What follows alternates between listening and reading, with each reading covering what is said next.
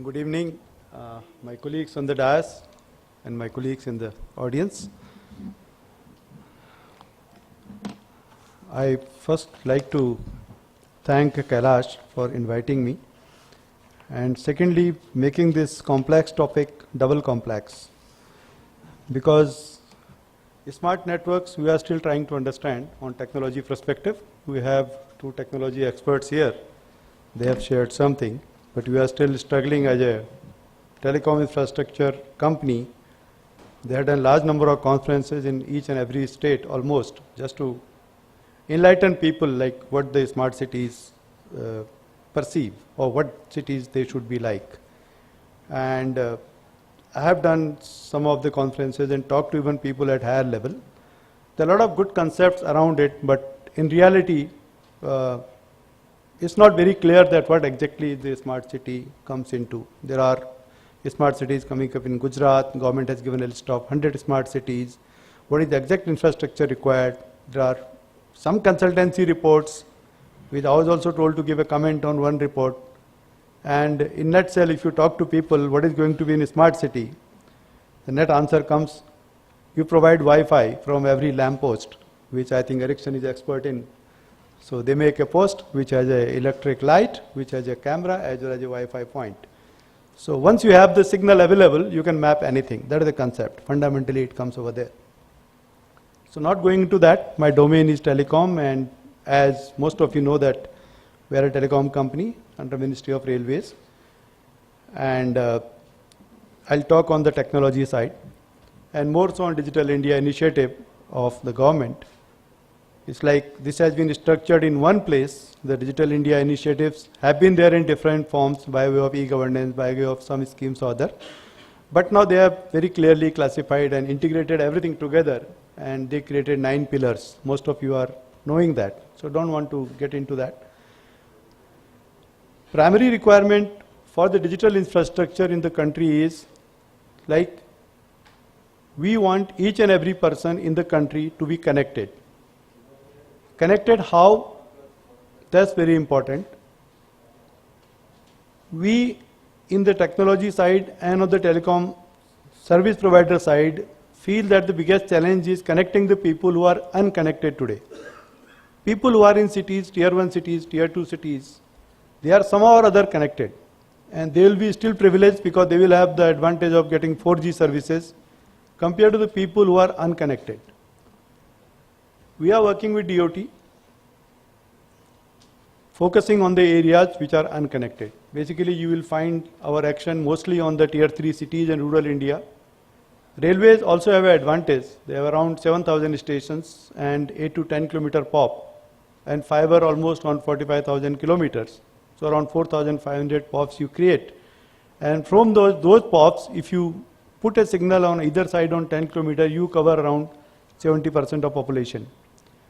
By population wise, the thick villages. There are some areas which are still far, that connectivity is a challenge that government is looking into with alternative means. With that process, we are part of NOFN project. We are doing connectivity to the panchayats. We are also doing connectivity to the NKN National Knowledge Network, which is the first integrated network of government ever created, but with the objective to connect R&D institutions and academia, IITs, IIMs, other medical institutions, etc. That is a big step forward. Like if ISRO wants to share a data, some students on IIT wants to look at the data. He had earlier no access. Now whatever is the shareable data of ISRO is available, that's available in their server, and they are a part of NKN.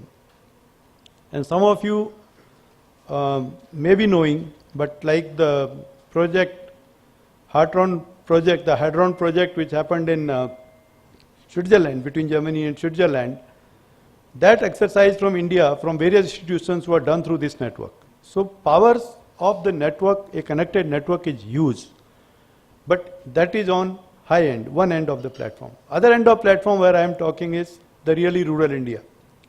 NOFN is a wonderful scheme of government which at least envisages that we at least connect the panchayats. There are 2.5 lakh panchayat, most of you know by now, and around 6 lakh villages.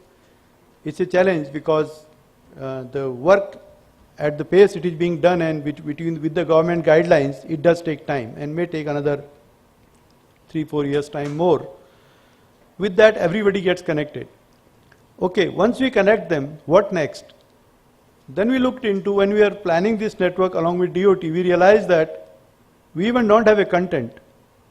Everybody talks of, we'll give a birth certificate, we'll give some certificate, land record. How many times these things are required? So most important, as my colleagues also shared, is the area of education and health. Once we can educate people on health and education, sanitation, it naturally follows, and then most of things are done. So in that space, government has taken a lot of initiatives. The challenge we are finding is implementation, primarily 2 accounts. One is the funds, secondly the implementation. The government is also requesting private industry to come forward and deal with it. But probably, being financially unviable, they expect that the government to do the investment. We had done some experiments, even in rural areas. We provided kiosks, fully manned, with all facilities.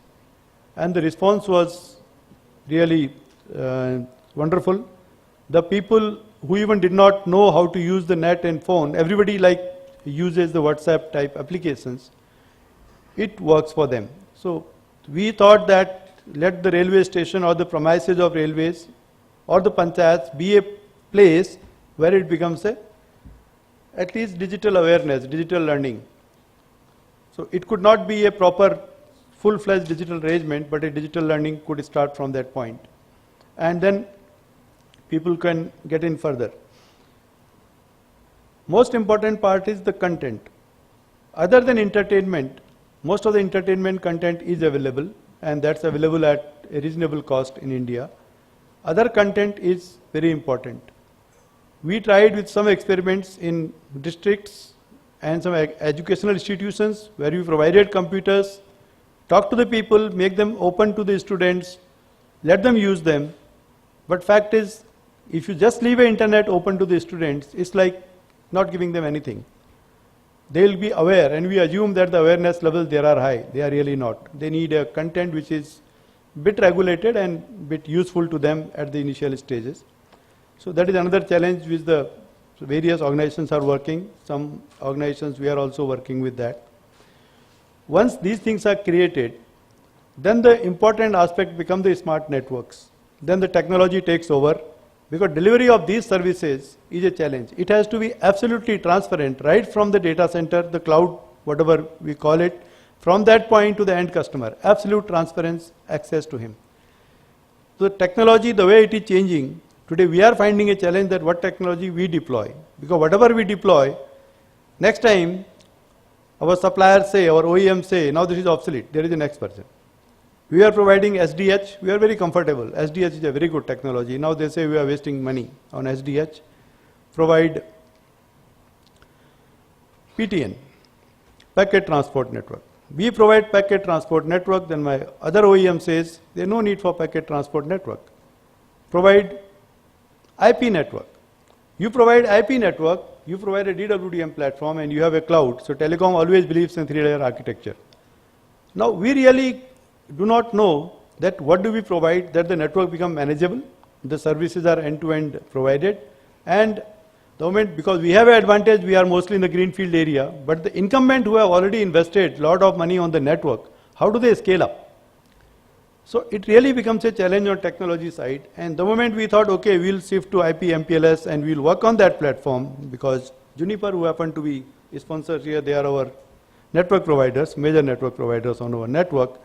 So they say now, new technology, you have to go to network function virtualization.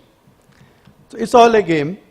So it's a challenge on either side. One side you are dealing with the delivery to the last man who just needs a Wi-Fi, which I proudly called the 4G of the rural India.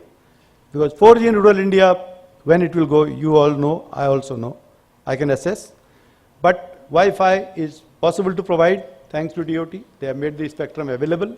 The technology is affordable. Only thing is managing that technology is a bit challenge, primarily because of security considerations, other issues. It's just an open platform, open technology. With that, you must have heard few days back, we also taken a further step.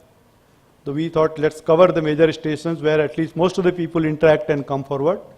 And we are tied up with one of the major companies who can facilitate us by technology.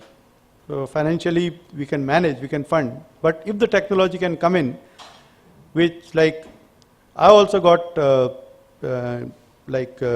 aware of the technology, and then I realized whatever we had done in New Delhi station and Bangalore station is already obsolete. We have provided Wi-Fi at both the stations, and then more than the compliments, I'll get a complaint. So and so time I tried, it didn't work. Because it's a public network and the demands, it depends on how many people are there.